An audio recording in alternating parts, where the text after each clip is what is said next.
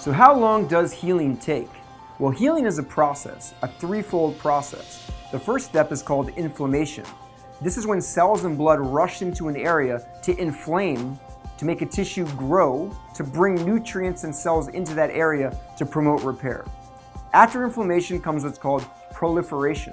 Cell types begin to multiply. They begin to grow. The last part is called remodeling. When these cells that have grown and that tissue that has grown begins to organize itself into a healthy way, into a strong, viable tissue.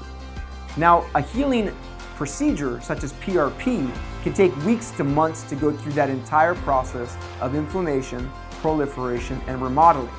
Stem cell procedures can take months to go through that whole process. Now, the important thing to do during that process of healing is to rest. In that beginning phase of healing, inflammation, you really just want to rest. Just like if you just sprained your ankle, you wouldn't walk on it. This is what you want to do in the very beginning of a procedure. You just want to rest. If you could sleep 20 hours a day, that would be great. But you don't want to put too much stress on that inflamed and healing joint. A few weeks go by, 1 to 2 weeks, you go into the proliferation phase. In this phase, you try to return to normal activities, full range of motion in the joint, doing the day-to-day activities that you were doing before the procedure, but not exceeding or increasing your pain level.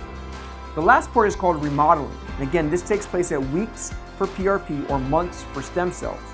During this phase, you begin to do focused exercises that help to organize the tissue into the strongest fashion. So the take-home point from this video is that healing is a process. Going through a regenerative procedure is not a magic bullet. It's not taking a magic elixir or potion. Although it's very potent, it takes time. And true healing takes time because there are two.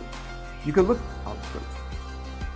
at it as, to look at healing in another way, it's really a twofold process.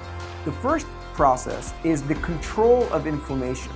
When you have an injury in your spine, in your knee, the part of your body that's causing pain is inflammation in that joint. That inflammation is causing nerves in that area to trigger pain and sending those signals to your brain.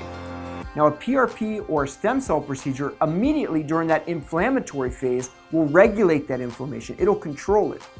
So a few weeks after a procedure, it's not uncommon for all of the pain to go away. That's called the pain-free state. Now, the trick to long-term healing is when that pain-free state has been achieved, that you stop doing too much on that joint, that you extend that pain-free state as long as possible. Because once that pain-free state is achieved, the second part of healing, the regrowth phase, begins.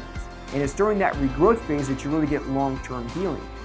So you want to extend that pain-free state as long as possible and always err on the side of caution with increasing activity levels and discuss with your doctor for an optimal and long-lasting healing response from a regenerative procedure.